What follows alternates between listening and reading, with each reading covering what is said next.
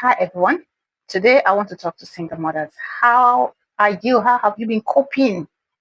This responsibility of taking care of other people, how have you been doing it?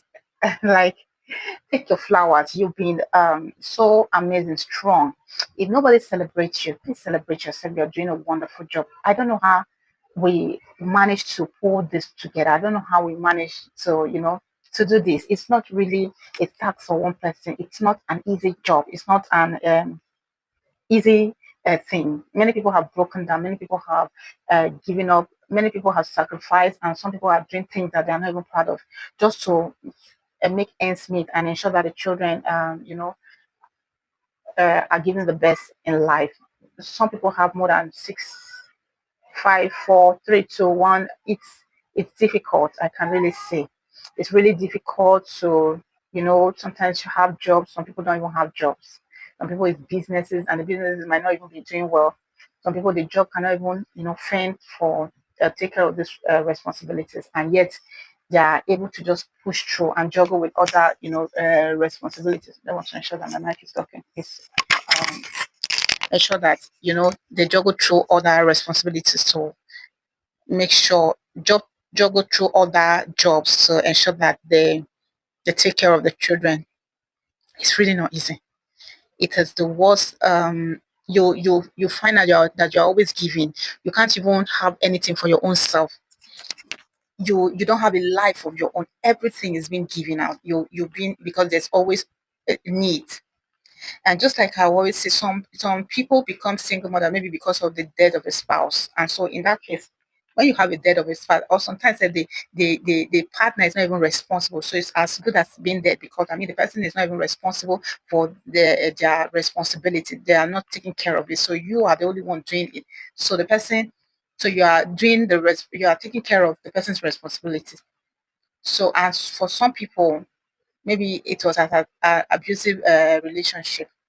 Sometimes, well, for those who have spouses or partner that are still, catering for the responsibility, maybe those ones you can, it's a little bit easier for them. But you see, some don't have anybody. They have to do it all alone. Like me, I have to do it all alone. Apart from God and me, like it's just God. I have to do it all alone. And so sometimes it's tiring. You are just tired. You're depressed. You just want to that responsibility to be taken off you. But I mean, we are strong people. And how have I been able to cope through all this? I have been able to, one, have total trust in God. I have been able to trust God to be able to provide for me. And sincerely, being a Christian, that has really helped me. Believing that my source is God and that He alone can provide. And He has been providing for me. He has been providing for me through my work. I've been able to, been able to source for, take care of my responsibilities without it being too difficult. I've been able to I've been able to cut my coat according to my clothes. I've not been able to. I don't pressurize myself. I don't try to belong. I try to just um, spend within my means. I don't do things out of competition or out of pressure. Mm-mm. I try to do things within my means. I try to live within my means. I try to be contented within my means. I don't do things that I can't afford. I stay in a house that I can afford the rent easily. Even when people had, I had a friend that would say, "Oh, you're more than this. Maybe you should look for a better place because it will help you." And I'm like, if I can, let's say I can't confidently afford my rent, there's no reason why I should live where I'm saying, because yeah, I can afford it without thinking, without it being, without stressing me. I can't remember my rent, and my heart is skipping. No, if my rent comes, I have already saved towards it little by little from January. My rent expires by September, so I'm saving towards it. I'm saving gradually towards it. And so when that time comes, it's already somewhere, and I give it confidently. So I don't move. I don't run. Um, the light has gone up, so I don't run more than I don't. It's I've forgotten because of the light that went off. I have lost what I wanted to say, but basically, I am contented. I run within my means, and I don't overdo things out of my. out of my means. So um, I try to just manage my resources within my means. Then I save. Saving is very, very important, regardless of whatever you do. You should try and save money because of the raining day. And some people will say, "Oh, I don't even have the money. I don't have the money, or the money is not much. How do I save? How do I save? How do I cope?" It depends on, you can save little by little. It can be 1,000 to 2,000. Sometimes you feel the money will not be enough when I remove this amount, but when you remove it, you actually know that yes, it will be enough. If you intentionally remove an amount from the money you have and set it aside, you'll be able to cope with the remaining one. It's just to cut things that uh, things that are not priority. You just let them be and you carry them forward. Maybe fulfill it in another time that you're buoyant enough. So save, save. You can't live your life without saving something. You see that thing that they call raining day. Money will come and you really need money badly. It's the one that you save, especially if you don't have helper. You don't have somebody whom you can call. Like me, I don't have somebody now that I can call and say, "Oh, I need to transfer amount." Who will even answer you? Because they also have their own responsibilities. So I depend on solely on God. So I'm able to save money so that I can run back to it. So saving is very important. Little amounts. If you can set it aside, it will help. So save, save, save. Then another thing I do is that I try to shop in places that are affordable. You can get this brush in another place, 500, 1,000, 2,000. In another place, you can get it 1,000. In another place, you can still get it 500. The same brush, the same value. But because of the different areas you find, or the different shops, so I look for shops that I know that I can get value. So if it means me going to the market, I go to the market to source for my things that I need. So if I need things, I write it down and I can go to the market to buy everything there because I know I'll get it cheaper than when I get it at a certain place. Except maybe I really am buoyant and I feel lazy. I can just stroll to somewhere and shop. But really, I'm not that kind of person. I like buying my things in bulk and buy it in places that are affordable. And I know that when I'm spending, I'm pleased with myself that you're not wasting money because I hate wasting money, or I hate knowing that, oh, maybe you're wasting money. I'm like, no. So I like spending responsibly. And so I shop from where it's affordable, where I can get value for the things that I've gotten, just to ensure that I am not being wasteful, and I don't get to that point where I don't get to the point where I start being in lack and I start looking for who will give me. Another thing I try to do is that I also try to care for myself. You see, caring for yourself cannot be, you don't need big things to care for yourself. You don't need to break the bank. You can start, like, for care for myself, like let's say physically, like maybe my skin, my clothing. I afford, I buy things I can afford. Small things, but that are beautiful. I can't go and buy. I like me, simplicity is something is key to me. And so I wear things that are very simple, but I'm comfortable in them, that are not expensive. So I can go to the market and sometimes I can buy the expensive ones sometimes. But I think most of my clothes are not too expensive and they are things I can easily afford. So I I buy things that I can easily afford. But that's what I was talking about. So I live within my means. So you don't need to break the bank to take care of yourself physically.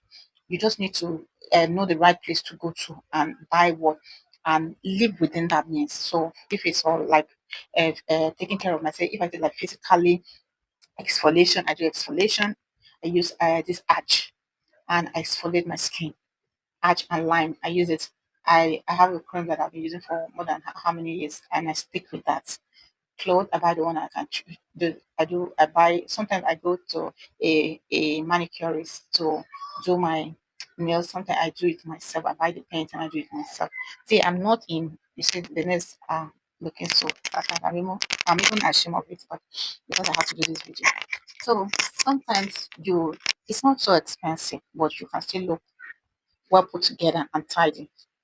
So I try to physically, I try to take care of myself in the little way I can. Internally, what I put in, what I eat, I try to eat healthy food that are not expensive, taking advantage of seasonal food. Seasonal food, like whatever is in season, sometimes it comes to a time that it will be so cheap. So you backs on that you know, take it. Eat food that are healthy. Don't go and be eating things that will harm you. You have to be intentional about that. You have to be intentional about health, taking the right food, the right proportion, so that you don't hurt yourself, you don't harm yourself. So that's what I do. My health, I try to being a nurse, but far from that. Even though if I was not a nurse, I know the importance of health. So I try to do some tests to ensure that my I am okay in my health area, and the one that I can't handle, I take it to God for healing and all that. So for that, and career wise, I try to say, okay, this is what I want to achieve now. School, this is what I want to do, and then I just adding value to ensure that I am okay.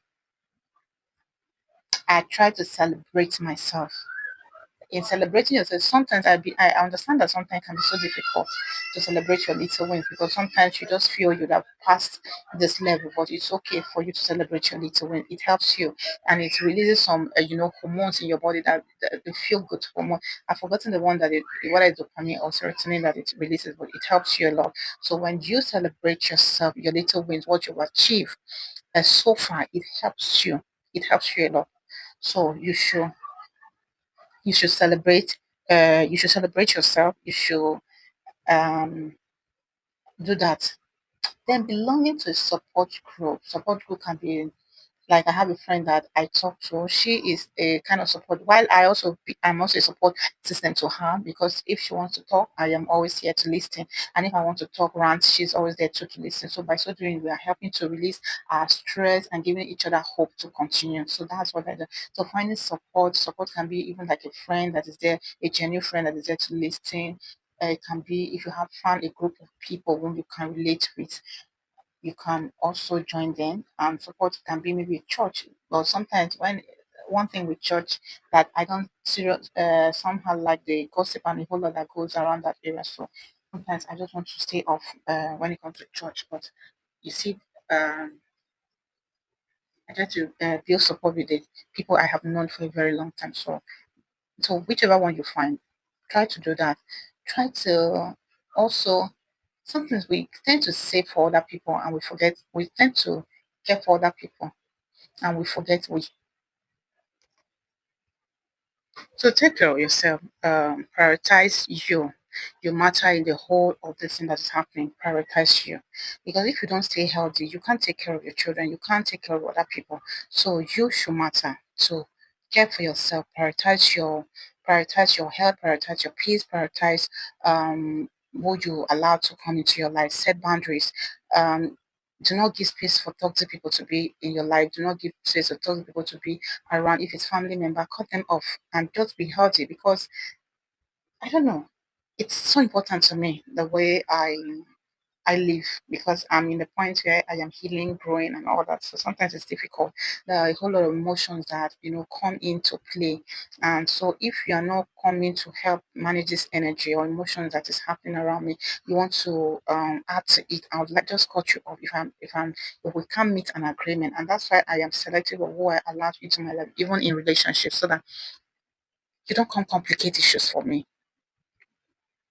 I just want somebody that understands and somebody who will be there, somebody who will be a man in my life. There are men who, and your life, they know their position in your life as a man, and they'll do everything possible to ensure that you are, you guys are okay. But there are some that will come, they don't know anything, and they'll come complicate issues for you. So instead of allowing those kind of people into your life, you just let them be somewhere. People will say, oh, because of loneliness, or because of sex. Those things, if you allow the wrong people to come into your life, you'll suffer for those things. Those things will you will complicate issues. What if they are great cheaters and they bring infection to you? So what happens to that? What if you are thinking of loneliness and they come, you are lonely? There are people who are in relationship and they are more lonelier than this thing. So those are not this thing. Excuses. Those are not excuses. manage your take care of you, build boundaries and all that. Prioritize you. You are very important. Take care of you so that you're able to take care of your children. If you don't take care of you, you can't. Jonah, um, just like I've said, I built this thing. God is my I trust in God. So I build that spiritual relationship with Him. I meditate. I have sometimes I want to have a quiet time with God. I want to ask Him questions. I want to talk to Him like a father. And so I have those moments where I do all those things. So find time to do all those things. Plan for the future. Plan to to be better in future. Go into relationship if you find. For sometimes I try to go into a relationship, but I am one person that before going into a relationship, I have to study you. And there are values that are important to me. If you don't possess that and you are not able to work like you don't, because I mean you must go with people who have the same value as yours, because it was really difficult. If people don't family is not important to them, family is not important to them, having family time, those things are not important to them. I'll have a problem with you. Your spirituality is not important. I'll have a problem with you because you are not prioritizing. If you don't prioritize my happiness, and believe me, it's both ways. So if you are coming to my life because I have had this thing in place, I feel when you're coming to, you should have this. But if you don't, that means we can't work together.